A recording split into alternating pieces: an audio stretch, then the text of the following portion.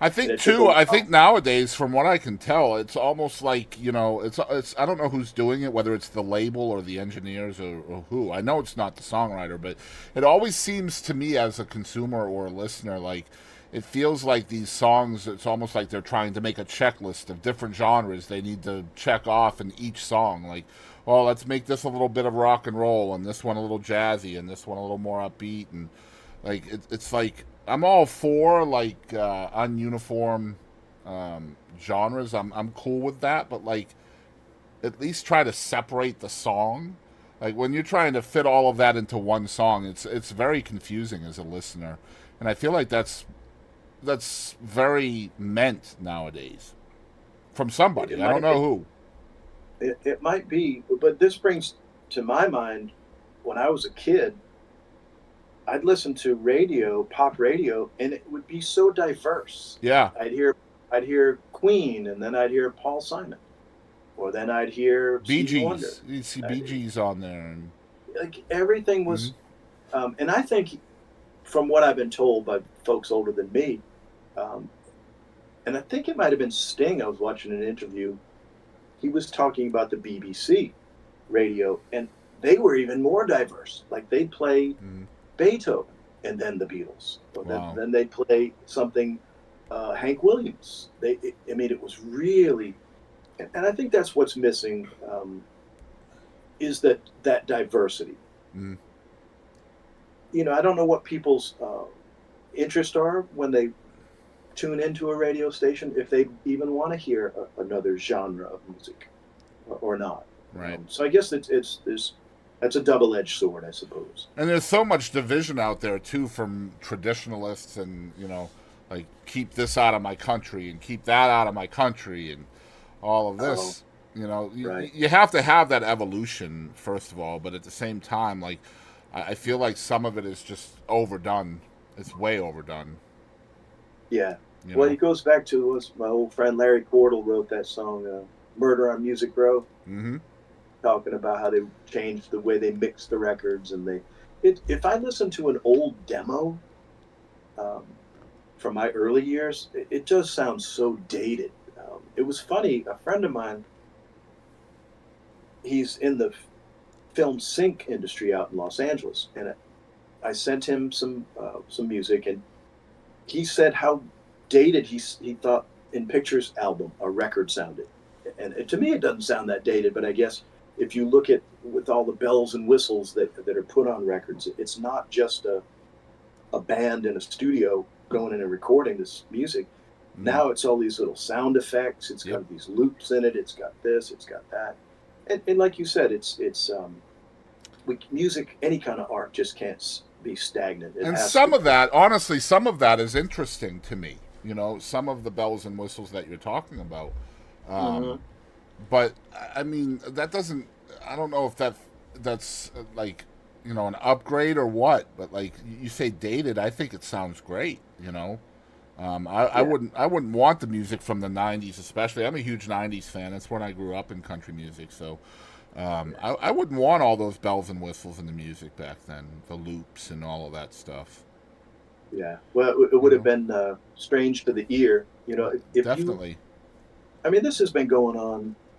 You look at the progression of jazz music, for instance. You had big band, which was really the most popular during World War II. All of a sudden, you had this backlash from that style of music into bebop. You had Dizzy Gillespie and Charlie Bird. They were doing this whole other thing, right? And so the traditionalists who were into the big band music, like, what is that? They're Mm-hmm. ruining jazz music by doing that. Or we've watched this happen with so many of the other genres of music. Mm-hmm. Who knows where it will go? And I think to some extent that has to happen for sure, for growth to happen. Yeah, well, it's I think it's inevitable because Mm-hmm. our circumstances in life, so many of them stay the same, Mm-hmm.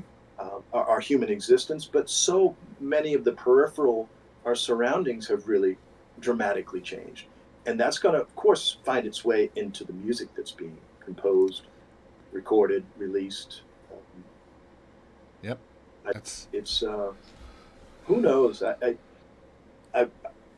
I hope that we can find a way somehow to put monetary value back on music, where our artists and our composers can be fairly compensated and Mm-hmm. make a living, so they don't have to do something else. In order, like your friend who was custodian when she had a hit on someone's ringtone. I Mm-hmm. mean, that's unfortunately that's kind of the case nowadays. I don't know how many people. I couldn't tell you how many people that I knew from the music business are now real estate agents, Mm-hmm. or they're To be something else. fair, she waited until her kids were grown, and now she's in Nashville, and she just released her a record, and she's doing quite well now. She's doing quite well. Good, good, So good, you should good. check her out, though, Joe. Her name's Heather Little. I think you would enjoy her. Now, did you post something this morning about an interview? But I went to try to find it, and I didn't remember that was her name, but I was going to listen to it. Well, Is it on?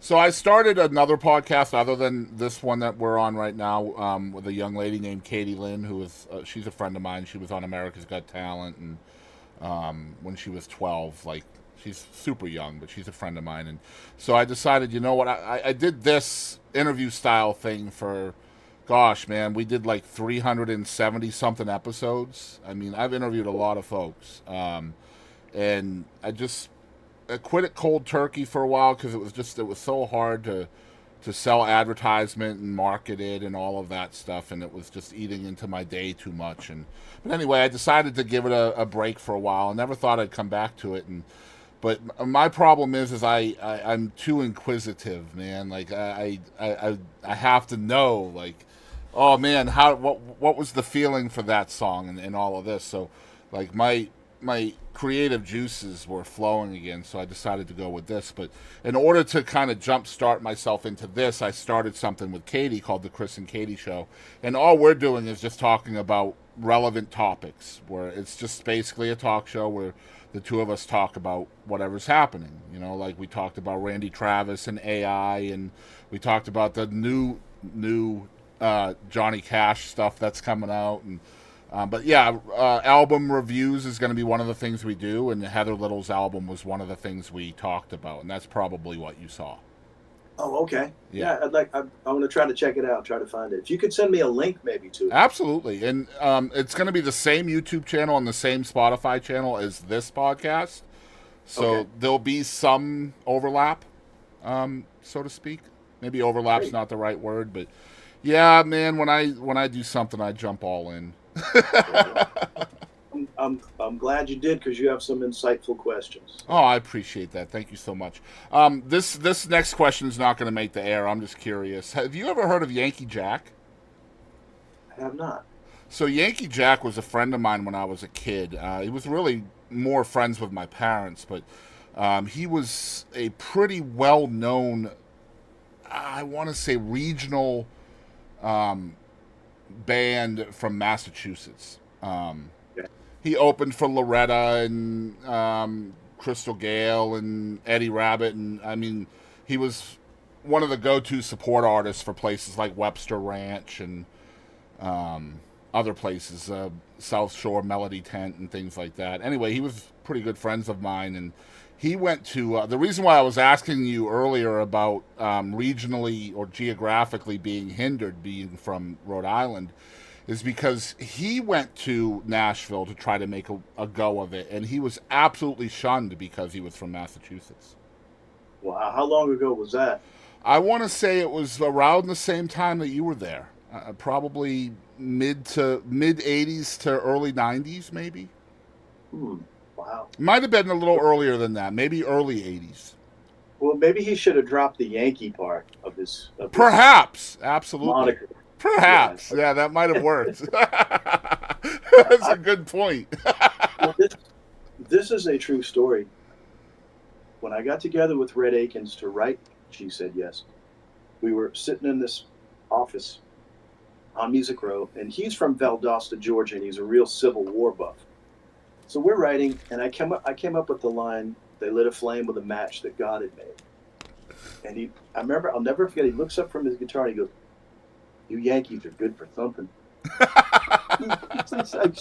I swear to God, I remember it to this day, and this is 30 years ago. That's Yeah. amazing. Uh, Yeah, maybe by having the moniker Yankee Jack was probably Yeah, not the best career move. probably wasn't smart. His last he was Italian too, so and his last name was very, very Italian, if you know what I mean. Well, So so many of those people. I had a friend. I never even knew this. A friend of mine named is I knew him as Mike Anthony, and Mike Anthony wrote for Don Kirshner back in the Brill Building days, back in Manhattan, and he wrote a song called "Poetry in Motion" with Johnny Tillotson. And I always knew him as Mike Anthony, but when I was looking him up one day recently because it was a picture of the group of us at BMG, and he's in the back of the picture. It made me think of him because we lost him a good long time ago. When I looked up, his real name was a really Italian name, hmm and they a lot of those people changed. Like and people of Jewish heritage did that a lot. Like Barry Mann, who was one of the most successful songwriters ever. yeah. That's not really his last name. He changed his name um, to take away. Unfortunately, yeah, there weren't many Italians. There was a. I don't know if you ever heard a guy named Gene Pistilli. Mm-mm. Gene wrote "Too Gone, Too Long" for Randy Travis. Okay, great song. He wrote "Sunday Will Never Be the Same" for Spanky and our gang from the '60s. Wow. He was from Hoboken, and he was an Italian, but he didn't change his name. Everybody still knew him as Pistilli. Um, he was known as the Hoboken Cowboy back in the day because he was from Hoboken, New Jersey. Well, it's funny. Long story short, but Yankee Jack ended up down in Key West, Florida, as a he had a residency on Duval Street down there. He played the same club for like the last 30 years of his life, or Wow. maybe it was 20 or 25 years. But yeah, got divorced, moved down to Florida, and just raked in the money on Duval Street, just playing forever. Which town in Florida was that? Key West. Oh, Key West. Okay. Yeah, yeah. Well, there's a lot of Yankee transplants in Florida, Oh, so of you course, yeah. Not get too away many in with it. Texas, though. I've noticed.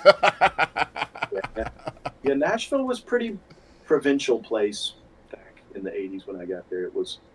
Um, it was funny. A lot of people thought I was from California because Berkeley. They were thinking, oh, they're spelling the school out in California.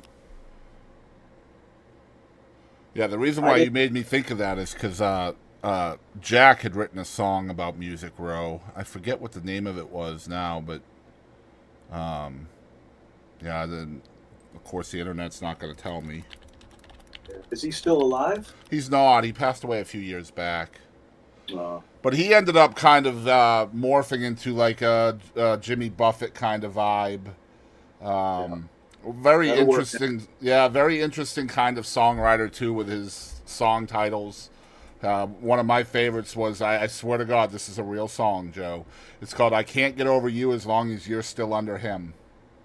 Oh, wow, Yeah, and so the wow. the end of that song is the songwriter or the whoever the song is in the perspective of ends up basically murdering his wife and her lover. Nice, And nice. the end of the song is they're buried together and she's forever under him. That's a trap. I don't know if you ever heard of a guy named Paul Kraft. I'm not Paul sure. wrote he wrote Brother Jukebox, Brother Jukebox. That was Mark Um, Chestnut, right? Was that Mark Chestnut? he did a version. Somebody else, maybe even a bigger version than that. He wrote "It's Me Again, Margaret" for Ray Stevens. Anyway, he wrote a bunch of hit songs. So you're right. He Keith was Whitley did a version of that as well. Yeah. yeah. He Paul was over here at the house one time years and years ago. We were trying to write a song, and he had this song called "So I Can Get Over You," which kind of made me think of it. But his was bend down, so I can get over you. You know, you riding that high horse, blah blah blah. Yep. I thought that was funny, but I never thought about the other one. That's getting a little risque. Oh, The Yankees. he was very risque, and I'm not going to talk about some of his other tunes, but Yankee Jack is another cool one that you should look up. Well, Joe, I appreciate your time, man. Thank you so much. Yeah, I appreciate it. That was it's fun running through the old memories. So appreciate it. And your memory is spot on. It's much better than mine, I can tell you that. Yeah, so far so good. You're lucky.